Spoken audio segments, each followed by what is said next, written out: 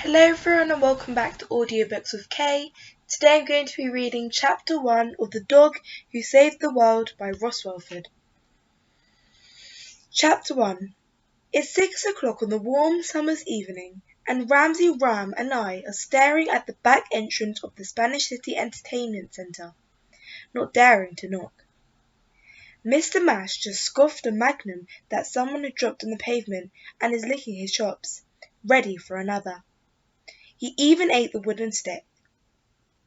There's a massive double-height steel door in the white wall.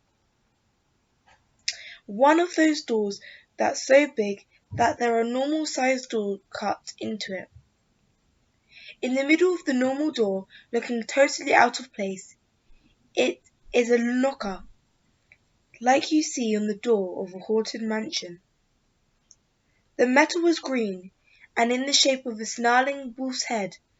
Mr. Mash looks up at the wolf's head and curls his lips, though he doesn't actually growl. Around the corner on the seafront, men in shorts push babies in buggies. Cars with dark windows hum along the coast road, and people pedal free bikes in the cycle lane. Ramsey nudges me to point out Saskia Hensey's older sister, in just a bikini, flip-flops and goosebumps, shimmying towards the beach with some friends. I keep my head down. I don't want to be recognized. Above us, the city's intense blue of late afternoon, and it's so hot that even the seagulls have retreated to the shade. Ramsey is doing his familiar shuffle dance of excitement, and I feel I should calm him down. Ramsey, I say patiently, we're just visiting the old lady. She's probably lonely and wants to give us tea and scones, or something. Scroll through the photos of her grandchildren,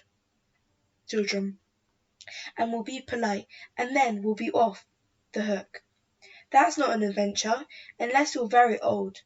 Ramsey gives me a look that says, but I am very old. Eventually, I lift up the wolf's head, which hinges at the jaws, and bring it down with a single sharp rap that echoes much louder than I expected, making Ramsey jump. His eyes are shining with excitement, and he whispers to me, "Tea, scones, wolves, and adventure." Dr. Pretorius must have been waiting, because no sooner have I knocked than we hear several bolts sliding back the other side of the door, and it opens with a very satisfying creak. I see Ramsey grin. He would have been disappointed if the door had not a creak. Now, to complete his delight, there should have been a clap of thunder or a flash of lightning revealing Dr. Petrus in a long black cape, saying, "Greetings, mortals," or something. Instead, it's still bright and sunny, not even slightly stormy, and Dr. Pretorius, as long and thin as a cat's tail, is wearing the same woolen beach robe as when we met her this morning. She just says hi, in her throaty American accent, just that hi. Then she turns and walks back into what looks like a large dark storage area, with her bushy white hair on the top of her dark body. She reminds me of the magic wand.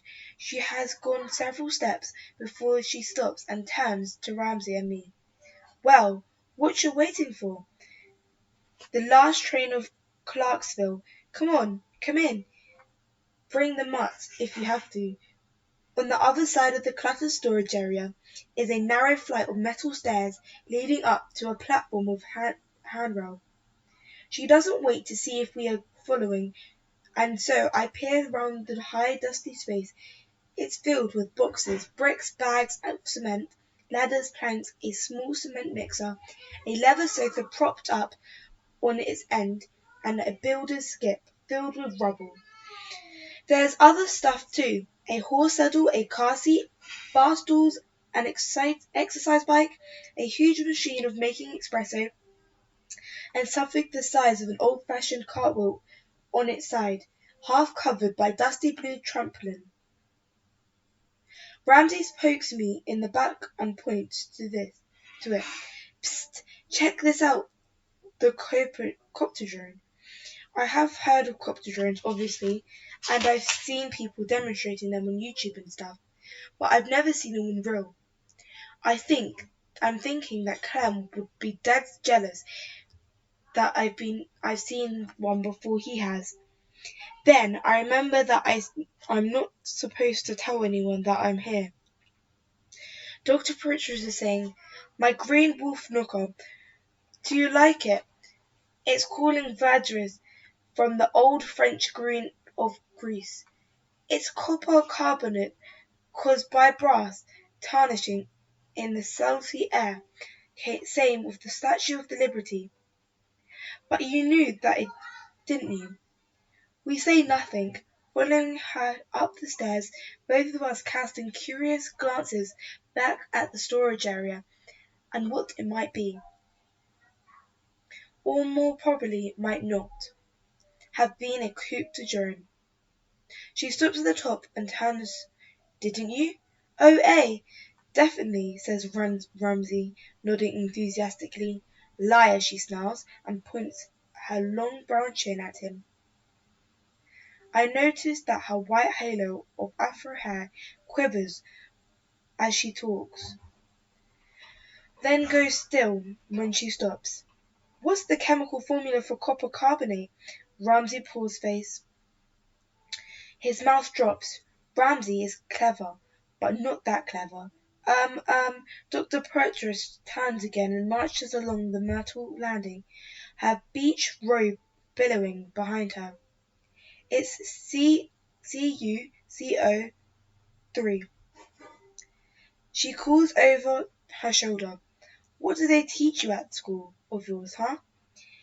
Is it still self-esteem and climate change? Ha! Come on, keep up." We trot after her, Mr. Mash claws clacking on the metal walkway. She halts by a pair of double doors in the centre of a long curved wall and faces us. She takes a deep breath and then starts a coughing fit that goes on for ages.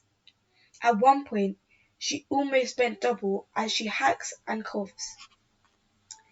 It kind of spoils the dramatic moment but then, as suddenly as she'd started, she stops and straightens up. Her face softens a little. "Ah, don't look so scared, fella. I'm just getting old, is all. What's your name?" "Ramsay. Ramsay Ram, madame." The side of her mouth goes up and she chuckles. "Ma'am? Ha!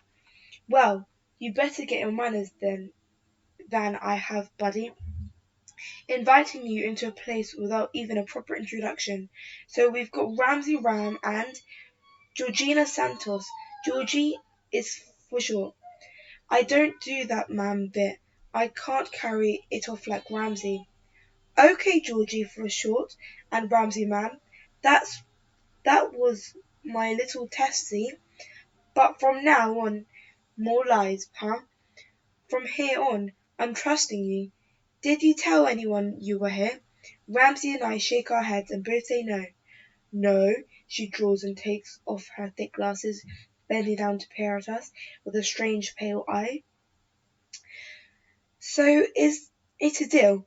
We both nod, although I'm not at all sure what the deal is exactly. "Deal," we say together, seemingly satisfied. She turns round and flings open both doors, growling. "Well, ain't that dandy? We've got ourselves a deal. Welcome, my little chickadees, to the future. Ha ha ha ha ha." Her laugh is like an aeroplane, each bark higher than the one before, ending on a loud screech. Ramsay catches her eyes and smirks. If Dr. Porteous is pretending to be a crazy person, then she's overdoing it.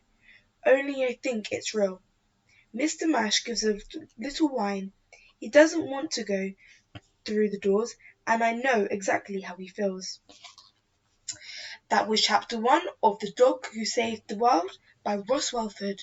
Make sure to subscribe and like if you enjoy this video. Bye for now.